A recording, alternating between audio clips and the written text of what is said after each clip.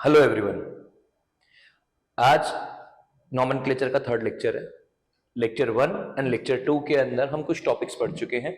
जो टॉपिक अपन ने लेक्चर 1 में पढ़े हैं वो ये हैं: ऑर्गेनिक केमिस्ट्री क्या होती है, ऑर्गेनिक कंपाउंड्स क्या होते हैं, ऑर्गेनिक कंपाउंड्स को रिप्रेजेंट कैसे करते हैं। हमने सीखा था कि ऑर्गेनिक कंपाउंड्स को क्लासिफाई कैसे करते हैं। हमने सीखा था कि होमोसाइक्लिक एंड हेटेरोसाइक्लिक कंपाउंड्स क्या होते हैं, और हमने सीखा था कि डिग्री ऑफ अनसैचुरेशन क्या होती है। वैसे लेक्चर 2 के अंदर हमने पढ़ा था कि डिग्री ऑफ कार्बन्स क्या होती हैं, अमीन्स क्या होती हैं, अलग अलग हाइड्रोजन की डिग्रीज क्या क्या होती हैं। नॉमेनक्लेचर का इंट्रोडक्शन किया था अपन ने, और फिर अपन ने कॉमन नेम्स पढ़े थे। आज थर्ड लेक्चर है, और इस लेक्चर के अंदर हम लोग सीखेंगे कि एल्केन्स का नाम कैसे लिखते हैं। एल्केन्स, यदि अपन ऑर्गेनिक कंपाउंड को बांटे तो alkanes are the simplest organic compounds, जिसके अंदर कार्बन है, हाइड्रोजन है, सारे सिग्मा बॉन्ड है, कोई पाई बॉन्ड नहीं है। उन कंपाउंड्स को अपन एल्केन्स बोलते हैं, और हम एल्केन्स के नॉमेनक्लेचर से ही चालू करेंगे। अब नॉमेनक्लेचर के अंदर जो सबसे पहला स्टार्टिंग पॉइंट होता है कि भाई कहां से चालू करते हैं, तो देखो नॉमेनक्लेचर में भाई हमारे पास नाम है किसी भी कंपाउंड का,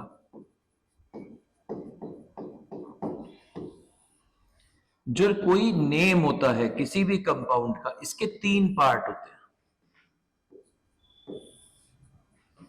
पहला पार्ट होता है प्रीफिक्स, दूसरा पार्ट होता है रूट, और तीसरा पार्ट होता है सफिक्स। इन 3 चीजों से मिलके किसी भी कंपाउंड का, किसी भी ऑर्गेनिक कंपाउंड का नाम आता है। कौन कौन सी 3 चीजें? Prefix, root and suffix. अब प्रीफिक्स में क्या क्या आएगा? प्रीफिक्स में 2 पार्ट होते हैं। पहला होता है प्राइमरी प्रीफिक्स। पहला क्या होता है? Primary prefix. और इसमें आते हैं सारे साइड चेन्स। क्या आते हैं? सारे साइड चेन्स जितने भी हैं वो सब आते हैं प्राइमरी प्रीफिक्स के अंदर। साइड चेन्स या फिर उन्हीं चीजों को अपन लोग क्या नाम देंगे? सब्स्टिट्यूएंट। क्या नाम देंगे उनको? अपन सब्स्टिट्यूएंट्स नाम देंगे। दूसरा आता है सेकेंडरी प्रीफिक्स, और सेकेंडरी प्रीफिक्स में आता है स्ट्रक्चर ऑफ कंपाउंड। क्या आता है? स्ट्रक्चर ऑफ कंपाउंड, कि कंपाउंड साइक्लिक है या साइक्लिक नहीं है, या बाइसाइक्लो है या स्पाइरो है, ये सब चीजें आती हैं सेकेंडरी प्रीफिक्स के अंदर। रूट में क्या आता है? रूट में आता है number of carbons in parent chain. क्या आता है? Number of carbons in parent chain. एक पेरेंट चेन में कितने कार्बन है। पेरेंट चेन क्या होती है अपन नहीं पढ़ेंगे। पेरेंट चेन बोलते हैं इसको, इसको प्रिंसिपल चेन भी बोलते हैं, कुछ भी बोल लीजिए, ठीक है। सफिक्स, सफिक्स के भी 2 पार्ट होते हैं। पहला होता है प्राइमरी सफिक्स। इसमें आता है nature of bonds in compound. Nature of bonds in compound या फिर नेचर ऑफ कंपाउंड। यदि अनसैचुरेटेड है तो इन या आइन। अनसैचुरेटेड मतलब डबल बॉन्ड है, ट्रिपल बॉन्ड है तो इन या आइन, या फिर यदि सैचुरेटेड है तो एन। और इसके बाद एक होता है सेकेंडरी सफिक्स, और सेकेंडरी सफिक्स क्या इंडिकेट करता है? सेकेंडरी सफिक्स इंडिकेट करता है प्रिंसिपल फंक्शनल ग्रुप को। किसको इंडिकेट करता है? प्रिंसिपल फंक्शनल ग्रुप को इंडिकेट करता है।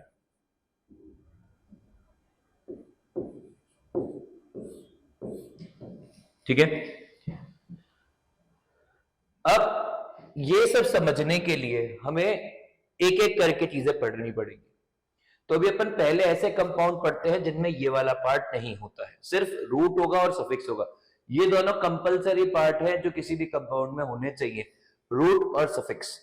सब्स्टिट्यूएंट तभी आएंगे जब साइड चेन्स है, मतलब सब्स्टिट्यूएंट्स तब आएंगे जब ब्रांचेस निकली हुई है, मतलब कुछ भी और किसी कंपाउंड के अंदर है। पर ये दोनों चीजें हर कंपाउंड में होंगी और यही अपन लोग पढ़ना चालू करते हैं एल्केन्स में।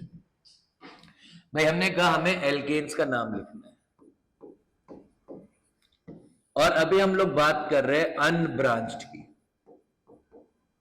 अभी हम किसकी बात कर रहे हैं? अनब्रांच्ड एल्केन्स की बात कर रहे हैं। मतलब हम बात कर रहे हैं उन कंपाउंड्स की जिनमें कोई साइड चेन नहीं है। अब अनब्रांच्ड एल्केन्स के अंदर सबसे पहले अपने को पढ़ना चाहिए रूट। रूट क्या इंडिकेट करता है? ये इंडिकेट करता है number of carbons in parent chain. क्या इंडिकेट करता है? Number of carbons in parent chain. और number of carbons in parent chain में क्या क्या आएगा? जैसे एक कार्बन का पेरेंट चेन है तो इसका रूट होता है मेथ। यदि दो कार्बन का पेरेंट चेन है तो इसका रूट होता है एथ। यदि तीन कार्बन का पेरेंट चेन है तो इसका रूट होता है प्रोप। यदि चार कार्बन का पेरेंट चेन है तो इसका रूट होता है ब्यूट। यदि पांच कार्बन का पेरेंट चेन है तो इसका रूट होता है पेंट। यदि छह कार्बन का पेरेंट चेन है तो इसका रूट होता है हेक्स। यदि सात कार्बन का पेरेंट चेन है तो इसका रूट होता है हेप्ट। यदि आठ कार्बन का पेरेंट चेन है तो इसका रूट होता है ऑक्ट।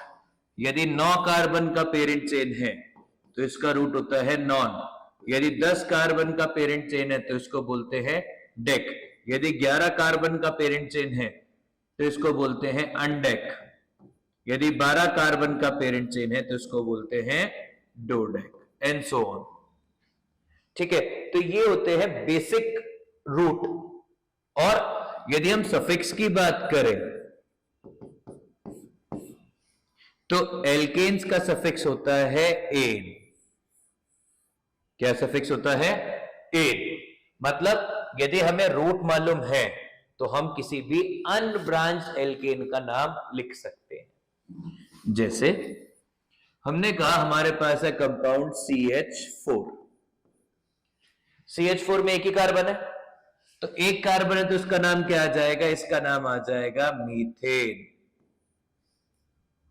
एक कार्बन, मतलब यदि इस नाम को पढ़ें तो इस नाम के दो पार्ट, एक है मेथ, एक है एन। मेथ इंडिकेट कर रहा है रूट को और एन इंडिकेट करता है सफिक्स को। बात समझ में आई? रूट एंड सफिक्स नाम को दो भागों में बांटा गया है यहां पे, रूट एंड सफिक्स, क्योंकि इसमें कोई भी साइड चेन ब्रांच नहीं है। ये साइड चेन ब्रांच क्या होती है ना, अपने को करते करते समझता है। हमने कहा हमारे पास है C2H6। C2H6 का नाम क्या होगा? C2H6 का नाम होगा इथेन। एथ, रूट, एन, सफिक्स। C3H8 क्या नाम हो जाएगा इसका? प्रोपेन। वही रूट एंड सफिक्स। वैसे यदि अपन C5H12 ले लें तो इसका क्या नाम हो जाएगा? इसका नाम हो जाएगा पेंटेन। देखिए C5H12 का मतलब कैसा होगा? ऐसा 1 2 3 4 5। प्रोपेन का मतलब होगा ऐसा। आपने कहा आपके पास है C8H18। क्या नाम है? क्या कंपाउंड है? C8H18। तो इसका नाम क्या हो जाएगा? इसका नाम हो जाएगा ऑक्टेन। ऑक्ट 8 कार्बन का रूट है और एन सफिक्स है। एंड यदि C10H22 है तो इस कंपाउंड का नाम हो जाएगा डेकेन। क्या नाम हो जाएगा? डेकेन।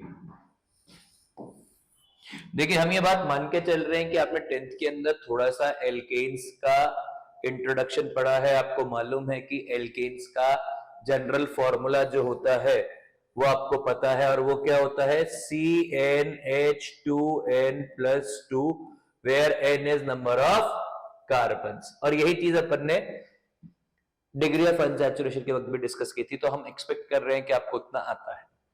तो ये होते हैं एल्केन्स का नॉमेनक्लेचर, सिंपल, यदि कुछ भी नहीं है। पर मान लो एल्केन्स में ब्रांच हो, यदि एल्केन से ब्रांच होगी तो क्या होगा? तो एल्केन्स में यदि ब्रांच होगी तो फिर आपको ब्रांच का भी नाम लिखना पड़ेगा, और उसी को अपन सब्स्टिट्यूएंट बोलते हैं। क्या बोलते हैं उस चीज को? अपन सब्स्टिट्यूएंट बोलते हैं। तो अब यदि if there is a hydrocarbon side chain in alkane, तो हम क्या लिखेंगे? इस चीज को लिखा जाता है साइड चेन को एल्काइल। क्या लिखा जाता है? एल्काइल। वेयर ALK जो है ये रूट से ही आता है। ये कहां से आता है? ये रूट से ही आता है।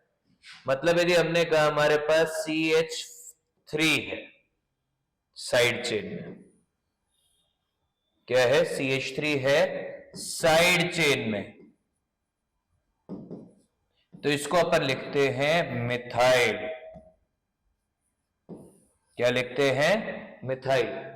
देखिए, यदि आपको कोई भी साइड चेन या सब्स्टिट्यूएंट का पता लगाना है तो एक बहुत आसान तरीका है, आप लिखेंगे एल्केन -H, ये बनाता है एल्काइल।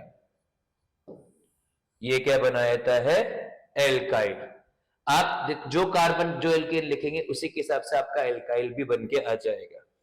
जैसे आपने बोला आपके पास C2H6 है। C2H6 क्या है? यह है इथेन। इसका स्ट्रक्चर कैसा है? इसका स्ट्रक्चर है CH3CH3। आपने कहा आपने इससे एक H रिड्यूस निकाला, एक्सट्रैक्ट कर लिया, तो ये क्या बन जाएगा? ये बन जाएगा C2H5, और ये जो अपन डैश बना रहे हैं ना, ये डैश है फ्री वैलेंसी, और ये इसी वैलेंसी से पेरेंट से जुड़ा हुआ है, पेरेंट चेन से जुड़ा हुआ है। पेरेंट चेन मतलब जिसमें ये साइड चेन है उस चीज को अपन पेरेंट बोलते हैं, जिस भी किसी चीज में साइड चेन है। ठीक है, अब इसका क्या नाम हो जाएगा? क्योंकि इथेन से बना है तो इसको अपन लोग लिखेंगे इथाइल। क्या लिखेंगे? इथाइल। और ये कुछ ऐसे CH3 CH2 कुछ ऐसे लिखा जाएगा, इथाइल। वैसे यदि अपने पास C3H8 है तो इसको अपन लोग लिखते हैं प्रोपेन। क्या लिखते हैं? प्रोपेन। ये क्या होता है? CH3 CH2 CH3। अब यदि हम इससे हाइड्रोजन रिमूव करें, हाइड्रोजन रिमूव करते ही एक और नया चीज आता है। वो क्या है कि सर इसमें तो दो टाइप के हाइड्रोजन हैं, एक प्राइमरी है और सेकेंडरी है, तो क्या दोनों को निकालने से सेम ही चीज बनेगी? नहीं, दोनों को निकालने से अलग अलग चीज बनेगी। यदि अपन ने प्राइमरी वाला निकाला हाइड्रोजन तो ये बनेगा CH3 CH2 CH2 free valency, इसको अपन लिखेंगे प्रोपाइल। और यदि अपन ने सेकेंडरी हाइड्रोजन रिमूव किया, यदि अपन ने सेकेंडरी हाइड्रोजन रिमूव किया तो ये क्या बन जाएगा? ये बन जाएगा CH3 CH CH3 free valency. अब या तो इसके लिए कॉम्प्लेक्स सब्स्टिट्यूएंट नेम आएगा,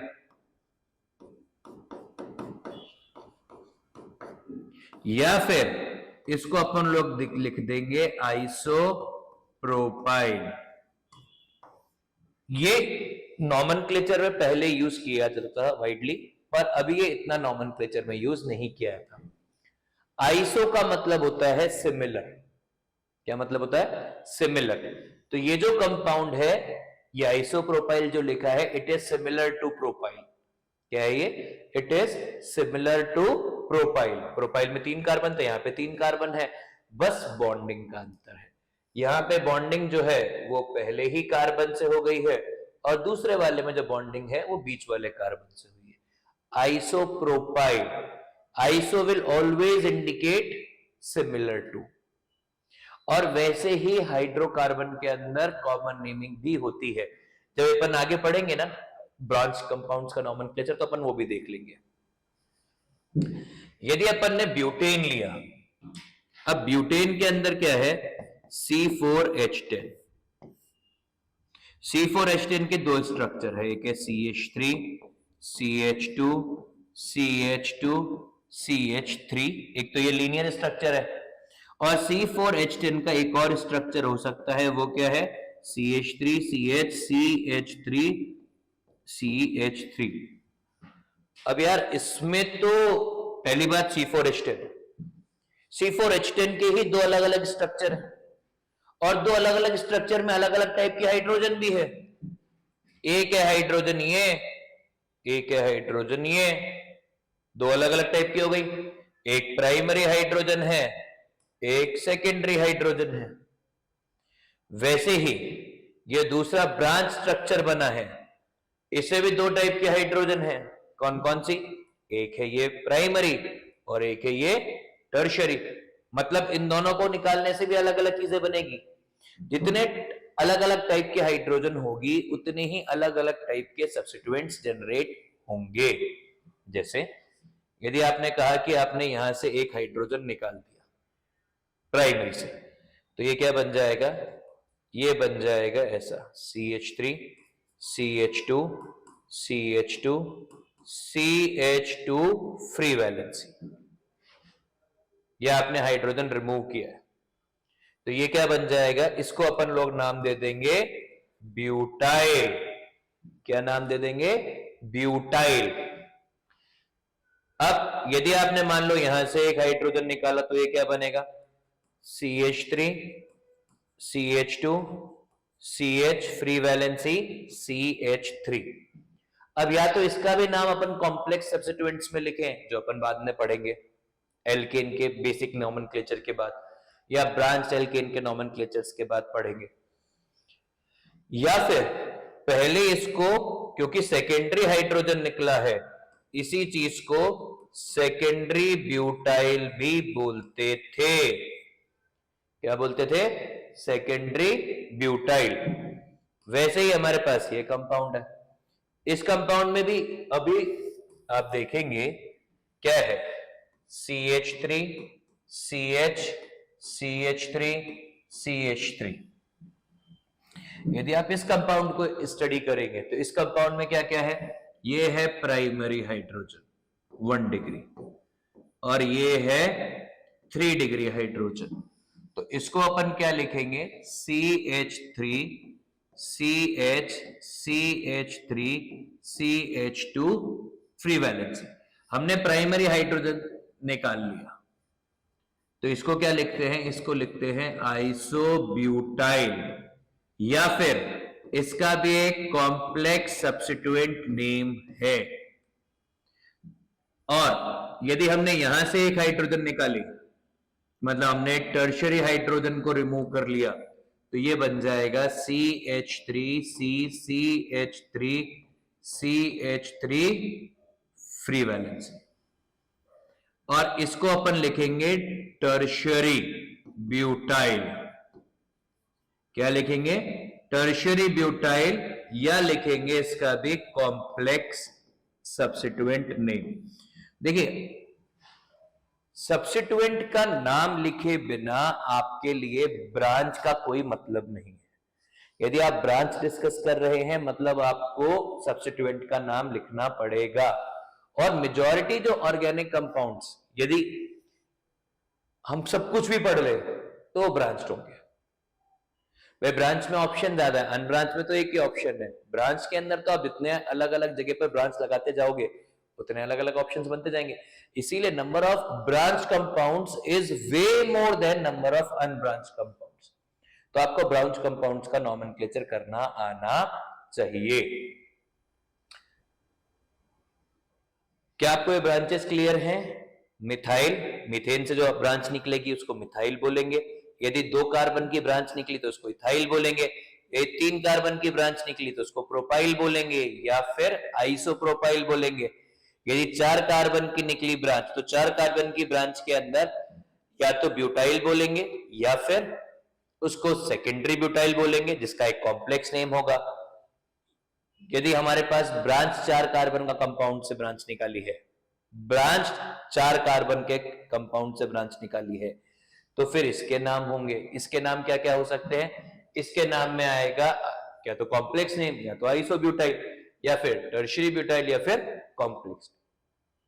अब ऐसे 5 के अंदर और भी होंगे, पर उसको भी अपने को कोई फर्क नहीं पड़ रहा कि हम इतने सारे नाम नहीं याद कर पाएंगे।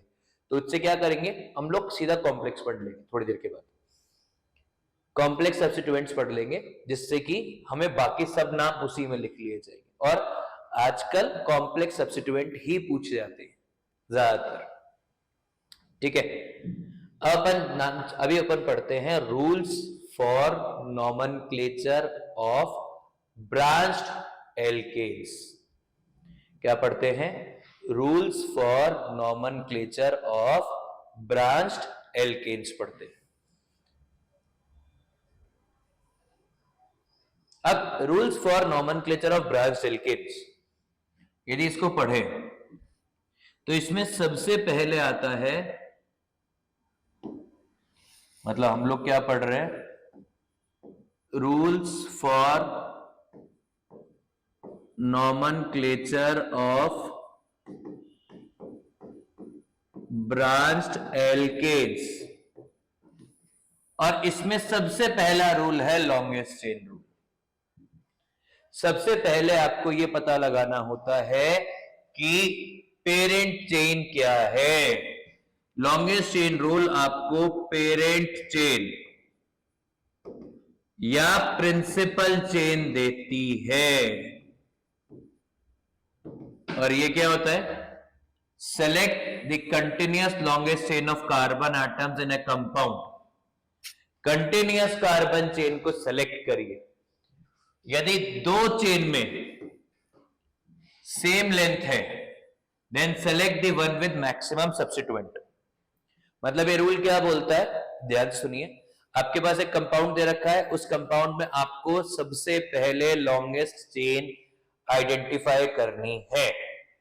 और यदि आपके पास 2 लॉन्गेस्ट चेन है, तो फिर आप वो वाली चेन आइडेंटिफाई करेंगे जिसके अंदर सब्स्टिट्यूएंट्स या साइड चेन्स ज्यादा है।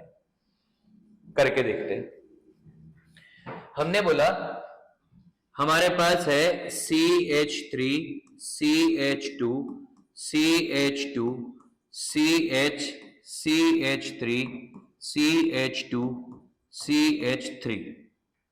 हमारे पास ये कंपाउंड है। इसके बाद अपन हाइड्रोजन नहीं लिखेंगे, सिर्फ कार्बन कार्बन लिखेंगे, सिर्फ एक कंपाउंड में लिखा है। अब ये एक ऑर्गेनिक कंपाउंड दे रखा है। अब इस ऑर्गेनिक कंपाउंड के लिए क्या होगा? इस ऑर्गेनिक कंपाउंड के लिए जब अपन नाम लिखना चाहेंगे और लॉन्गेस्ट चेन ढूंढना चाहेंगे, तो देखिए पहली चीज, लॉन्गेस्ट चेन ढूंढने के नियम में चेन हमेशा टर्मिनल टू टर्मिनल ही होती है। चेन हमेशा टर्मिनल टू टर्मिनल होती है। मतलब हमारे पास इस कंपाउंड में 3 टर्मिनल है। एक टर्मिनल है ये, एक टर्मिनल है ये, एक टर्मिनल है ये। तो इन 3 टर्मिनल के ऊपर ही डिस्कशन हो सकता है, बाकी किसी के ऊपर डिस्कशन करने का पॉइंट नहीं है। अब यदि मैं चेन लिखना चाहूं, मतलब यदि मैं टर्मिनल्स के बीच में चेन बनाना चाहूं, तो मेरे पास क्या क्या चेन आएगी देखते हैं। एक चेन तो ये आ जाएगी, पिंक में जो मार्क की है। एक चेन मेरे पास ये आ जाएगी जो येलो में मार्क की है, और एक चेन मेरे पास ये आ जाएगी जो मैंने व्हाइट में मार्क की है। अब यदि मैं सबसे लंबा देखूं, देखिए अब थोड़ा सा अपने को है ना थोड़ा दिमाग पे चलाना पड़ता है हर बार। यदि मैं समझू तो हमको ये समझ में आ रहा है कि 1 2 3 4 5 5 कार्बन है व्हाइट वाले मार्किंग में, येलो वाले मार्किंग में 1 2 3 4 है, और यदि जो पिंक वाली है इसमें 1 2 3 4 5 6 है। तो पिंक वाली में जो पिंक मार्किंग है इसमें 6 है, जो येलो मार्किंग है, जो येलो सर्किल है इसमें 4 है, और जो व्हाइट मार्किंग है इसमें 5 है। अब अपने को यह समझ में आ रहा है कि पिंक वाला लॉन्गेस्ट है, ठीक है। तो ये लॉन्गेस्ट चेन सेलेक्ट हो गई जो पिंक वाली है। बाकी की जो दोनों है मतलब ये येलो वाली और ये व्हाइट वाली, ये किसी काम की नहीं थी, ठीक है। तो हमारे लिए सिर्फ ये जो पिंक वाली है ये लॉन्गेस्ट है। इसके अलावा यदि हमने और भी लिखते हैं, एक और करके देखते हैं। अब टर्मिनल्स बढ़ गए भाई, टर्मिनल मतलब जो प्राइमरी कार्बन है, 1 2 3 4 टर्मिनल है। तो अपने को दिख रहा है कि जो हॉरिजॉन्टल लाइन है, इस हॉरिजॉन्टल लाइन में सबसे ज्यादा कार्बन है, इस हॉरिजॉन्टल लाइन में सबसे ज्यादा कार्बन है। तो ये कितना हो जाएगा, यदि इसको करें तो ये ही पेरेंट चेन होगी, ठीक है। आपने कहा आपके पास है ये कंपाउंड, आपने इस कंपाउंड में लॉन्गेस्ट चेन की बात की, तो लॉन्गेस्ट चेन क्या होगी इस कंपाउंड में, ये वाली होगी, ठीक है। तो आपको लॉन्गेस्ट चेन आइडेंटिफाई करनी आनी चाहिए। तो ये वाली लॉन्गेस्ट चेन होगी इस कंपाउंड में। यदि अब ये तो पहला वाला आ गया कि भाई अपने को लॉन्गेस्ट चेन दिख रही है, पर यदि मान लो एक कंपाउंड में 2 लॉन्गेस्ट चेन तो क्या करेंगे। देखिए बॉन्ड लाइन डायग्राम है, आपने बोला आपके पास में एक तरफ ये है, ये कंपाउंड है। देखिए हर वर्टेक्स एक कार्बन है, बॉन्ड लाइन डायग्राम आपको पता है, आपने लेक्चर 1 और 2 देखे हैं, आपको बॉन्ड लाइन डायग्राम का आइडिया है। अब इस कंपाउंड में क्या होगा, यदि अपन लॉन्गेस्ट चेन सिलेक्ट करना चाहेंगे तो लॉन्गेस्ट चेन के मेरे पास कितने ऑप्शन है यहाँ पे भाई, एक ऑप्शन तो यही वाला है जो मैंने पिंक में सेलेक्ट कर दिया है।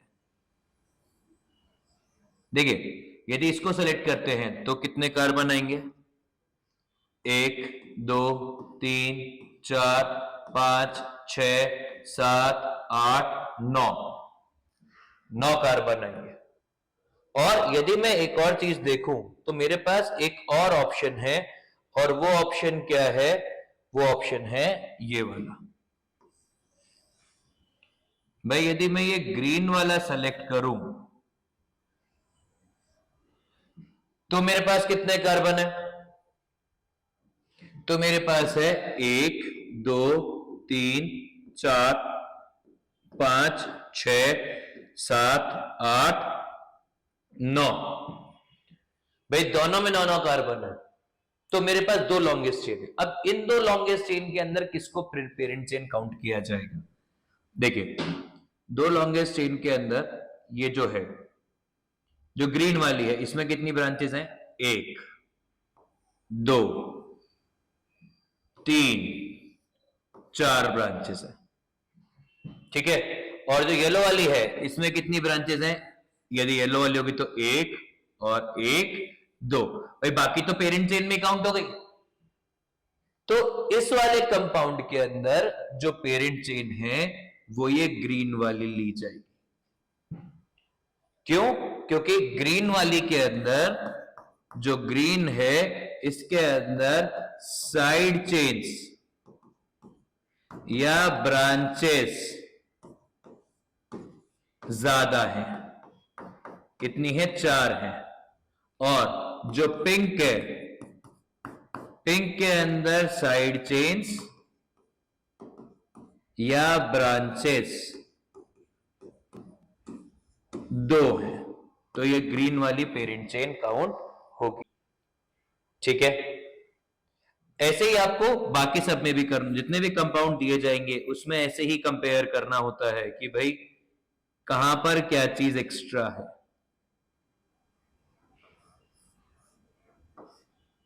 ये कंपाउंड दे रखा है। अब इस कंपाउंड में लॉन्गेस्ट चेन कौन सी है भाई, इसमें भी ऑप्शन है आपके पास। भाई एक ऑप्शन तो सीधा सीधा सा हॉरिजॉन्टल ही है कि भाई आप ये कहो कि सर ये ग्रीन ये कैसे बना लेते हैं, इसमें कितनी साइड चेन है, एक और एक दो। दूसरा ऑप्शन क्या है हमारे पास, दूसरा ऑप्शन फिर से पिंक बनाएंगे। अब इस पिंक में क्या होगा, यदि हम ये वाली लॉन्गेस्ट चेन सेलेक्ट करें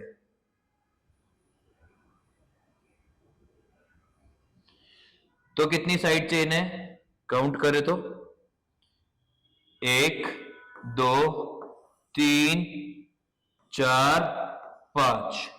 क्या कार्बन का नंबर बराबर है, कार्बन का नंबर बराबर है। कार्बन का नंबर यदि काउंट करना है तो 1 2 3 4 5 6 7 8 9 कार्बन है ग्रीन वाले में, और पिंक वाले में 1 2 3 4 5 6 7 8 9 कार्बन है पिंक वाले में।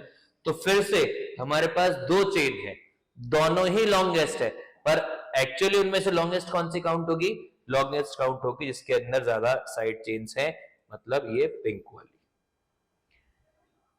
क्या ये रूल आपको क्लियर है? इसके बाद है सेकंड रूल। अब आपको कोई एक चेन आइडेंटिफाई हो गई कि भाई लॉन्गेस्ट चेन है, तो सेकंड काम आप क्या करेंगे, सेकंड काम आप करेंगे लोएस्ट लोकेंट ढूंढेंगे और नंबरिंग करेंगे। अबे लोकेंट का मतलब क्या होता है, लोकेंट का मतलब होता है लोकेशन। क्या मतलब होता है उसका, लोकेशन। ठीक है, तो lowest locant rule, lowest location of side chain is lowest locant, और उसके हिसाब से आप पूरी चेन को नंबर करेंगे।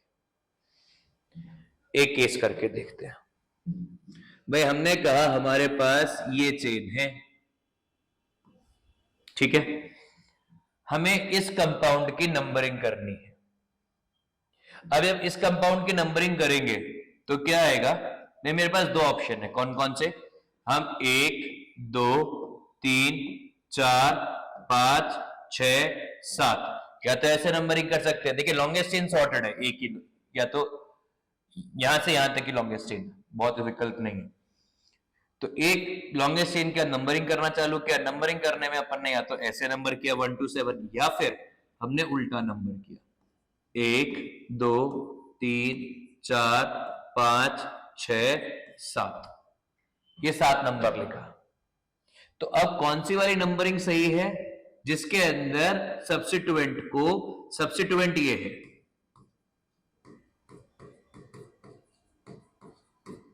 सब्स्टिट्यूएंट ये है, साइड चेन ये है, इसको मिनिमम नंबर मिले। क्या मिले इसको, मिनिमम नंबर मिले। तो मिनिमम नंबर किसको मिल रहा है, व्हाइट वाले को मिल रहा है, इसीलिए ये नंबरिंग सही है। ठीक है, मेरे पास और कंपाउंड है,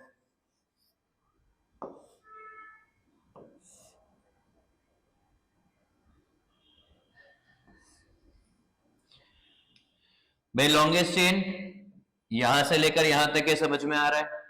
अब नंबरिंग करेंगे 1 2 3 4 5 6 7 8 9। देखिए बहुत सारी ब्रांचेस है, पॉली ब्रांचेस है, तो लोकेंट सीखेंगे।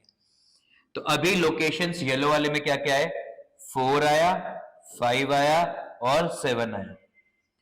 यदि दूसरी तरफ से नंबरिंग करेंगे तो ये दूसरी तरफ से नंबरिंग करेंगे तो ये क्या होगा, 1 2 3 4 5 6 7 8 9, मतलब नंबर क्या आएंगे 3 5 एंड 6। तो 3 5 एंड 6 के अंदर फिर क्या होगा, 3 5 एंड 6 में हम जब नंबरिंग काउंट करेंगे तो हम एक एक को मैच करेंगे, ये होता है लोकेंट। इधर 4 है और इधर 3 है, तो ये वाला बेटर है। तो ये व्हाइट वाली नंबरिंग सही है, ये येलो वाली नंबरिंग गलत है। इस चीज को बोलते हैं मिनिमम लोकेशन, कि जो भी कोई सब्स्टिट्यूएंट है उसको मिनिमम पॉसिबल लोकेशन मिलनी चाहिए। आपने कहा आपके पास ये कंपाउंड है,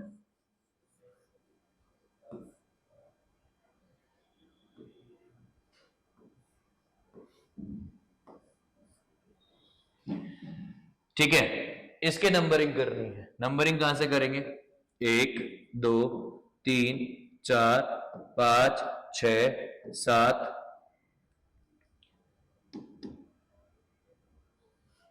7 8 9, ये येलो वाली नंबरिंग है, मतलब 2 5 7 7, ये 4 लोकेंट आएंगे, ये वाला कार्बन 7 है। दूसरा 1 2 3 4 5 6 7 8 9, जो व्हाइट वाली नंबरिंग है वो क्या है? 3 3 5 8।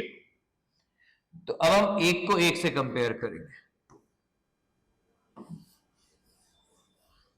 2 और 3, 2 छोटा नंबर है, मतलब ये वाली नंबरिंग सही है, ये वाली नंबरिंग गलत है। हमें फर्क ही नहीं पड़ता है कि बाकी के 3 क्या कह रहे हैं, जो पॉइंट ऑफ डिफरेंस जनरेट हो जाएगा अपन उसी पॉइंट ऑफ डिफरेंस के ऊपर नंबरिंग कर देते हैं। हमने कहा हमारे पास है ये कंपाउंड, ठीक है, नंबरिंग करते हैं 1 2 3 4 5 6 7 8 9, और एक तरफ 1 2 3 4 5 6 7 8 9, नंबरिंग हुई 2 तरीके से। अब जो ये 1 2 3 4, ये जो येलो और व्हाइट है, लेफ्ट टू राइट है, इसके लोकेंट क्या क्या आएंगे? इसके लोकेंट आ रहे हैं 2 4 8, और राइट टू लेफ्ट जो है उसकी लोकेंट क्या है? 2 6 8। ये दोनों में सेम है, मतलब यहां पे कंपैरिजन नहीं होगा। ये दोनों डिफरेंट है, ये छोटा नंबर है, ये बड़ा नंबर है, तो ये वाला नंबर सही है, ये वाली काउंटिंग सही है, येलो वाली काउंटिंग सही है, ये व्हाइट वाली काउंटिंग गलत है। तो आपको ये समझना होगा कि आप नंबरिंग कैसे कर सकते हैं। सबसे पहले जो पॉइंट ऑफ डिफरेंस आ रहा है उसी को पकड़ के चलेंगे। एक आखिरी कंपाउंड और लिखते हैं, इसमें अपन अल्फाबेटिकल ऑर्डर को भी देख पाएंगे। ये कंपाउंड है। अब इस कंपाउंड की नंबरिंग यदि करें तो 1 2 3 4 5 6 7, और एक दूसरी तरफ से करें तो 1 2 3 4 5 6 7। लोकेंट की यदि बात करें तो 3 और 5 लोकेंट है,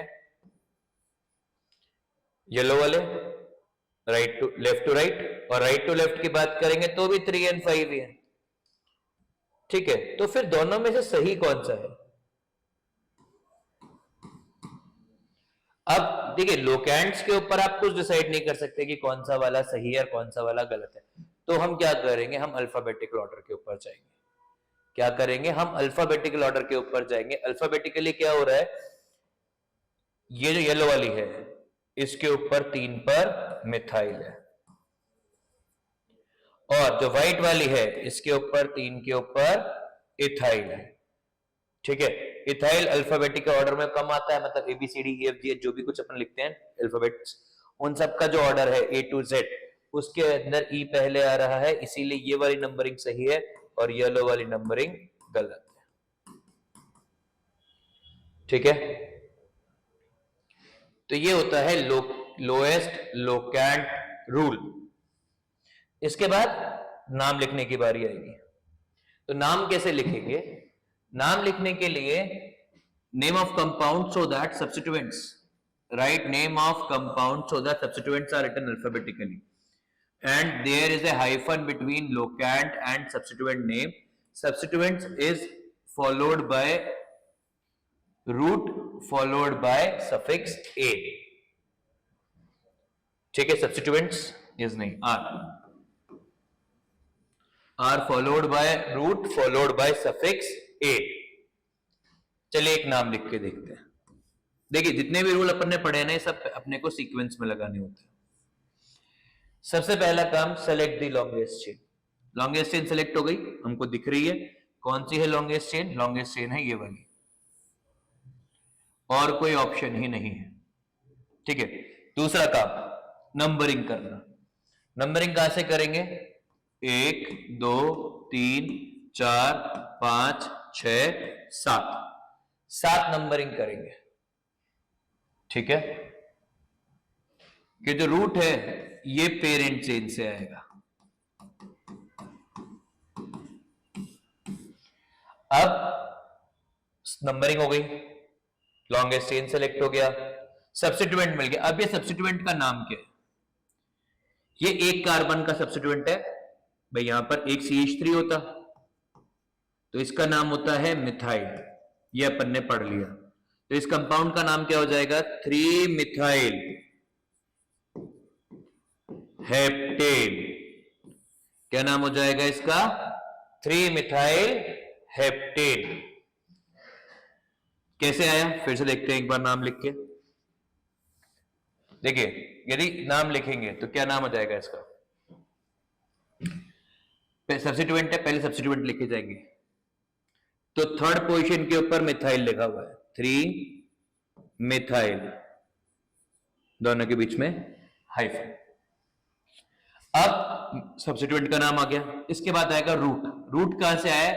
रूट आया पेरेंट चेन से। पेरेंट चेन कितने कार्बन की है? 7 कार्बन की है। तो ये क्या हो जाएगा? Hept, and then suffix ane, 3 methyl heptane. हम और एग्जांपल करके देखते हैं। हमारे पास ये कंपाउंड है, ठीक है। लॉन्गेस्ट चेन सेलेक्ट करनी है। लॉन्गेस्ट चेन सेलेक्ट करना बहुत ही आसान है, ये आपने कह दिया कि ये लॉन्गेस्ट चेन है। इस लॉन्गेस्ट चेन की नंबरिंग करनी है, तो नंबरिंग कहां से होगी? जिस तरफ से कम नंबर आए।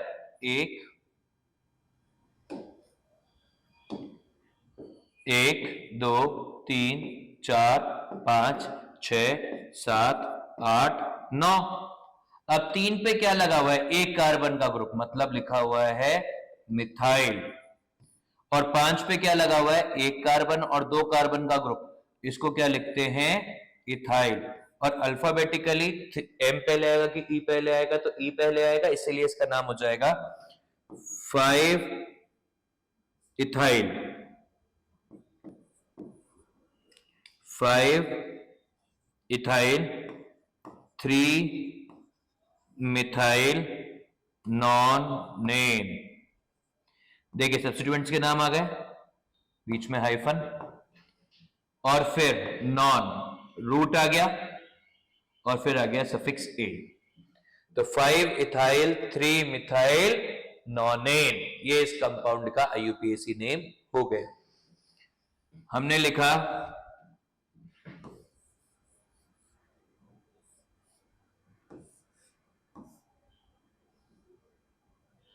ठीक है। अब इस कंपाउंड का नाम लिखना है। इस कंपाउंड के नाम में सबसे पहले क्या करना होगा? लॉन्गेस्ट चेन सिलेक्ट करनी होगी। आपने लॉन्गेस्ट चेन सिलेक्ट कर ली। लॉन्गेस्ट चेन कौन सी आ गई? लॉन्गेस्ट चेन आ गई ये वाली, ठीक है। इस चेन में नंबरिंग करी। नंबरिंग में कहां से नंबरिंग होगी? 1 2 3 4 5 6 7। और इधर से क्यों नंबरिंग हुई? क्योंकि यहां से मिनिमम लोकेंट आ रहा था। यदि अपन दूसरी तरफ से नंबरिंग करते हैं तो 1 2 3, 3 पे सब्स्टिट्यूएंट आता और यहां पे 2 पे सब्स्टिट्यूएंट आ गया, इसीलिए मिनिमम लोकेंट येलो वाली लाइन फॉलो कर रही है, नंबरिंग फॉलो कर रही है। तो अब ये क्या हो जाएगा? देखिए अब यहां पर क्या है? 3 और 5 दोनों पर इथाइल है, तो इसको क्या लिखेंगे? 3 5 डाई इथाइल 2 मिथाइल हेप्टेन। जरा समझते हैं क्या हुआ। देखिए इथाइल था 3 और 5 पे, तो इसको अपन ने इंडिकेट किया डाई, और ये जो है ना, ये नंबर इंडिकेशन है। ये क्या है? ये नंबर इंडिकेटर है। तो ये अल्फाबेटिकल ऑर्डर में काउंट नहीं होता, ये अल्फाबेटिकल ऑर्डर में काउंट नहीं होता, क्योंकि सिर्फ नंबर बताना है। सब्स्टिट्यूएंट तो इथाइल ही है, तो यहां पे अल्फाबेटिकली ई और एम कंपेयर होंगे। अब ई कितनी, इथाइल कितनी जगह पर है, 3 और 5 पर है, और मिथाइल कितने पर है, 2 पर है, तो इसीलिए इसका नाम हो जाएगा 3,5 डाइथाइल मिथाइल 2 मिथाइल हेप्टेन। ठीक है, आखिरी रूल वो इसी को बता रहा है कि भाई when 2 or more substituents are identical, indicate this by use of prefixes di, tri, tetra and so on, and then make a certain that each and every substituent has a number. मतलब यदि आपने लिखा 3 और 5 पे था अभी, तो 3 और 5 पे डाइथाइल, दोनों नंबर लिखना जरूरी है। यदि एक नंबर लिखेंगे तो काम नहीं बनेगा, आपको दोनों नंबर इंडिकेट करने पड़ेंगे, और जो दो नंबर है उनके बीच में आप कॉमा लगाइए, जैसे अपन ने यहां लगाया था। ये जो कॉमा लगाया ना, ये इसी इंडिकेट करने के लिए लगाया है। नाम लिख के देखते हैं भाई, हमारे पास कंपाउंड है ये,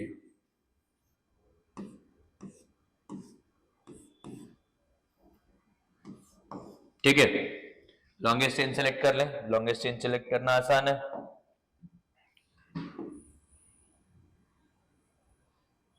या तो ये लॉन्गेस्ट चेन लिख लें, या हॉरिजॉन्टल लेते तो भी बात वही होती, केवल डिजाइनर बनाते इसलिए बना दिया। तो अभी क्या होगा, नंबरिंग करेंगे।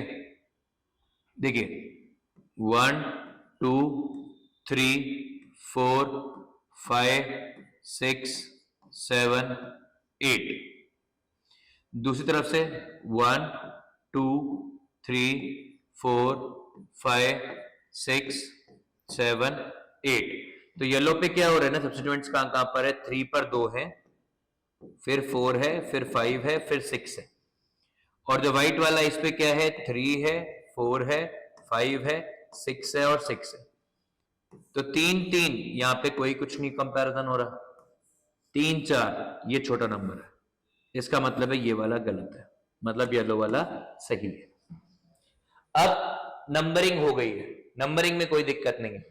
नाम लिखना है, नाम कहां से लिखेंगे, पहले क्या लिखेंगे, पहले लिखेंगे जो अल्फाबेटिकल है। देखिए 3 पर क्या है, ये 2 कार्बन का है सब्स्टिट्यूएंट, तो इसको लिखते हैं इथाइल। 6 पर 2 कार्बन का सब्स्टिट्यूएंट है, इसको भी क्या लिखेंगे, इथाइल। और बाकी 4 5 और 6 पर है 1 कार्बन का सब्स्टिट्यूएंट, तो उसको लिखेंगे मिथाइल। तो क्या नाम हो जाएगा, 3 6 डाइथाइल। फिर से 3 और 6 पे इथाइल है, इथाइल को इंडिकेट करने के लिए आपने प्रीफिक्स लिखा है डाई। इसके बाद 4 5 6, या सॉरी 3 4 5 पे, 3 4 5 इस पर है मिथाइल, तो इसको लिखेंगे ट्राई मिथाइल इंडिकेट करने के लिए। और फिर क्या है ये, ऑक्टेन। क्या है ये, ऑक्टेन। क्या ये बात क्लियर है? आपने कहा आपके पास है ये कंपाउंड है,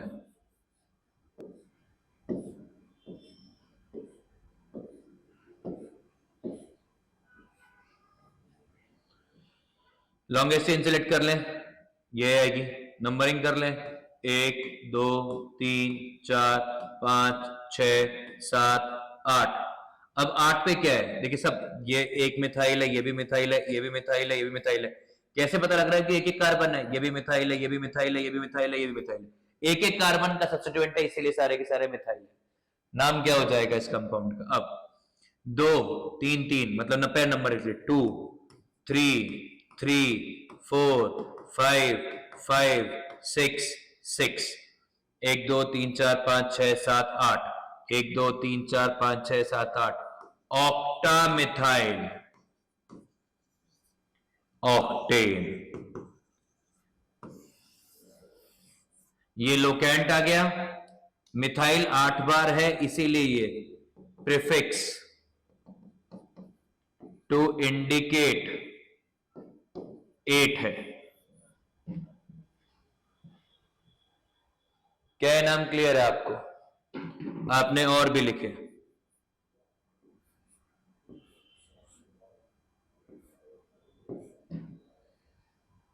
ठीक है।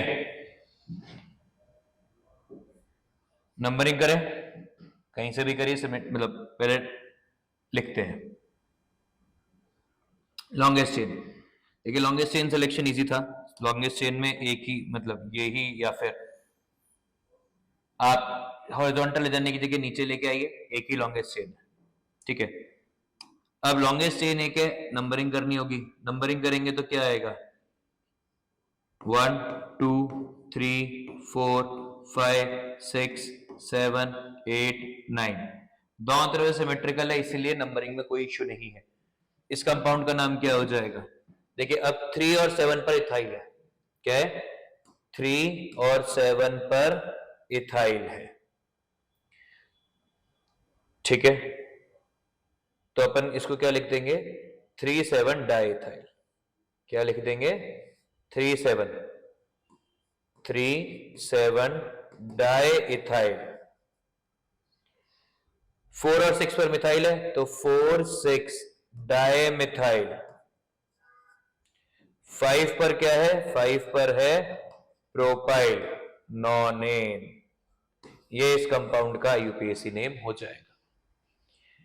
तो देखिए बहुत सिंपल सा अप्रोच है, बहुत सिंपल सा अप्रोच ही यूज किया जाता है। क्या अप्रोच है? सबसे पहले आइडेंटिफाई करते हैं, longest chain. Longest chain identify करने के बाद आप क्या आइडेंटिफाई करते हैं कि नंबरिंग कैसे होगी। नंबरिंग करने के बाद में आप नाम लिखना चालू करते हैं। इसमें सबसे पहले जो साइड ब्रांचेस हैं वो साइड ब्रांचेस का नाम लिखते हैं, इनको सब्स्टिट्यूएंट्स बोलते हैं, alphabetically along with their locations. फिर लिखते हैं रूट और फिर लिखते हैं सफिक्स। ये एक एल्केन का नॉमेनक्लेचर होता है। बहुत सीधा सा है, बहुत सिंपल है, इसमें कोई भी और ऐसी लिमिटेशन जनरेट नहीं होती है। यदि आप और कंपाउंड का नाम लिखना चाहें तो एक दो कंपाउंड का नाम अपन और लिख देते हैं।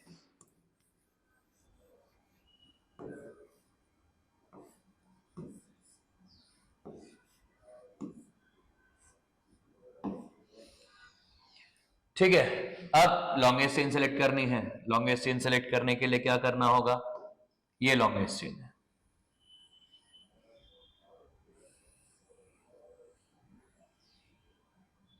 ये लॉन्गेस्ट चेन है। नंबरिंग करें, नंबरिंग कहां से होगी? देखिए दोनों तरफ से नंबरिंग करके देखते हैं। 1 2 3 4 5 6 7 8 9। तो लोकेंट क्या है? 2 3 5 6 7 8। और दूसरी तरफ से नंबरिंग करते तो 1 2 3 4 5 6 7 8 9। तो लोकेंट क्या क्या आते हैं? 2 3 4 5 7 8। ये दोनों में सेम है, ये दोनों में सेम है। यहां पे डिफरेंस है, 4 छोटा है, मतलब ये नंबरिंग सही है, ये वाली नंबरिंग गलत है। मतलब येलो वाली नंबरिंग सही है, व्हाइट वाली नंबरिंग गलत है। यदि आपकी पेरेंट चेन और नंबरिंग सही है तो 70% काम हो चुका है, उसके बाद आपको कुछ नहीं करना होता। तो अब क्या नाम हो जाएगा इस कंपाउंड का? अब देखिए सब्स्टिट्यूएंट हो गए, नाम लिखते हैं। इथाइल है 1 2 3 4 जगह, तो हम लोग क्या लिख लेंगे? 3 4 5 7 टेट्रा इथाइल, ठीक है, क्योंकि 4 जगह इथाइल है। और मिथाइल कितनी जगह है? 2 और 8। 2 8 डाई मिथाइल नॉनेन, ये इस कंपाउंड का आईयूपीएसी नेम है, ठीक है। सिंपल है। क्या किया फिर से, सबसे पहले लॉन्गेस्ट चेन सेलेक्ट की, लॉन्गेस्ट चेन सेलेक्ट करने के बाद नंबरिंग की, नंबरिंग के बाद क्या किया, सब्स्टिट्यूएंट्स लिखा, सब्स्टिट्यूएंट्स के बाद रूट लिखा और रूट के बाद सफिक्स लिखा। As simple as it goes, straightforward है, यहां से यहां तक ही जाना है, इसी फॉर्मेट में जाना होता है, इसीलिए रूल्स होते हैं।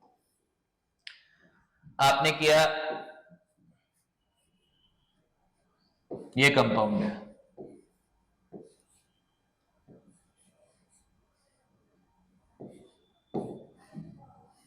ठीक है, करें नंबरिंग, लॉन्गेस्ट चेन सेलेक्ट हो गई, एक हॉरिजॉन्टल है, नंबरिंग करते हैं 1 2 3 4 5 6 7 8 9 10, ये नंबरिंग होगी। और कोई विकल्प नहीं, यदि यहां से नंबरिंग करते लेफ्ट टू राइट करते तो 1 2 3 नंबर आता है, यहाँ पे 2 नंबर पे सब्स्टिट्यूएंट आ गया, लॉन्गेस्ट चेन यही है, तो अपने को समझ में आ ही रहा है। यहां पर लेके आते हैं लॉन्गेस्ट चेन को, आप कुछ लोगों को डाउट आया कि सर यदि यहां से नंबरिंग करते 1 2, 2 कार्बन वो भी होते, पर इस वाले के अंदर एक साइड चेन एक्स्ट्रा है, तो इसका नाम क्या हो जाएगा, देखिए 6 पर 1 2 3 4, मतलब 6 पर ब्यूटाइल है, तो 6 ब्यूटाइल। अब 6 ब्यूटाइल है, 4 3 4 और 8 पे, 3 4 एंड 8 पे ट्राई इथाइल है, और 2 और 7 पर 2 7 डाइमिथाइल है, ठीक है, डेकेन। ये IUPAC नेम हो गया है, सिंपल। फिर से क्या काम किया अपन ने, वही सेम चीज, लॉन्गेस्ट चेन सेलेक्ट की, नंबरिंग की, नंबरिंग करने के बाद में अपन ने क्या काम किया, पहले सब्स्टिट्यूएंट्स लिखे अल्फाबेटिकली, ब्यूटाइल, यहाँ पे इथाइल और मिथाइल, ये T और ये D अल्फाबेटिकल ऑर्डर में काउंट नहीं होते। इतना सा किया, ये कंपाउंड का IUPAC नॉमेनक्लेचर हो गया। यहां तक एल्केन्स का नॉमेनक्लेचर होता है। इसके बाद होते हैं कॉम्प्लेक्स सब्स्टिट्यूएंट्स। क्या आते हैं, कॉम्प्लेक्स सब्स्टिट्यूएंट्स। कॉम्प्लेक्स सब्स्टिट्यूएंट्स में क्या क्या होता है कि भाई यदि आपके पास सब्स्टिट्यूएंट है, उसमें ही ब्रांचिंग हुई, तो उसको कैसे करेंगे, और वो अपन चालू करेंगे नेक्स्ट लेक्चर में, ठीक है। आप इसको सॉल्व करिएगा, इसको पढ़िएगा, इसके नोट्स बनाइएगा। फिर से नोट्स बनाना एक बहुत इंपॉर्टेंट एस्पेक्ट होता है, हम नोट्स का लिंक डालेंगे डिस्क्रिप्शन के अंदर, वो आप उससे नोट्स बना सकते हैं प्रॉपरली। और याद करिए इन रूल्स को, इनको लगाने की प्रैक्टिस करिए। जितने भी एग्जांपल अपने क्लास में किए हैं उन सबको वापस से एक बार ट्राई करके देखिए, जिससे कि आपको क्लिक होना चालू हो। जब तक क्लिक होना चालू नहीं करेगा तब तक काम नहीं बनेगा, ठीक है। आई होप आपको ये पूरा क्लियर है, अंडरस्टैंडिंग क्लियर है, ठीक है। Thank you.